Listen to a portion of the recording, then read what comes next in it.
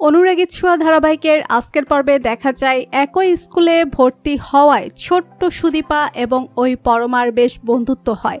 তবে কেউ তারা জানতে পারে না তারা দুজন যমজ বোন। আড়ালে থেকে যায় সত্যিটা।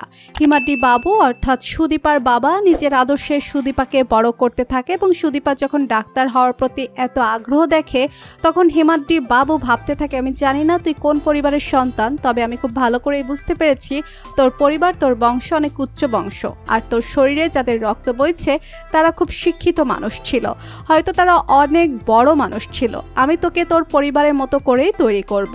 তুই যেমনটা হতে চাস আমি ঠিক তেমনটাই তোকে বানাবো।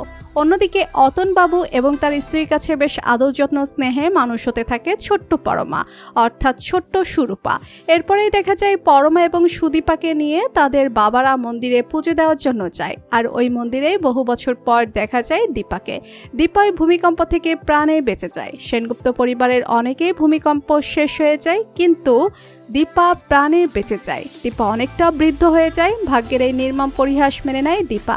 দীপা চোখে জল ফেলে ঠাকুরের সামনে দাঁড়িয়ে দীপা বলতে থাকে যে, ভগবান, আমি সেদিন তোমার কাছে আমার দুই নাতনিকে রেখেছিলাম এবং তাদেরকে রক্ষা করতে বলেছিলাম। আমার দুই নাতনির দায়িত্ব, আমার ছোট্ট সুদীপা সুরূপার দায়িত্ব আমি তোমাকে দিয়েছিলাম ভগবান।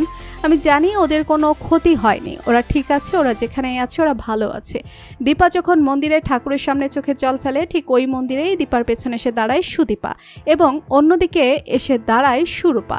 দুই বন্ধু একই সাথে মন্দিরে পুজো দিতে আসে। সামনেই ঠাকুরের কাছে তাদের জন্যই প্রার্থনা করতে থাকে দীপা। তো বন্ধুরা, তোমরা এটাই চাও তো যে এভাবেই যেন দীপা ভূমিকম্প থেকে প্রাণে বেঁচে যায় এবং তার দুই নাতনিকে খুঁজে পায়? কমেন্ট করে জানিয়ে দাও তোমাদের মতামত। আর আমাদের চ্যানেলে নতুন হয়ে থাকলে চ্যানেলটি সাবস্ক্রাইব করে রাখুন যেন অনুরাগী ছোঁয়া ধারাবাহিকের যে কোনো আপডেট ভিডিও সবার আগে পৌঁছে যায় আপনাদের কাছে। ধন্যবাদ সবাইকে।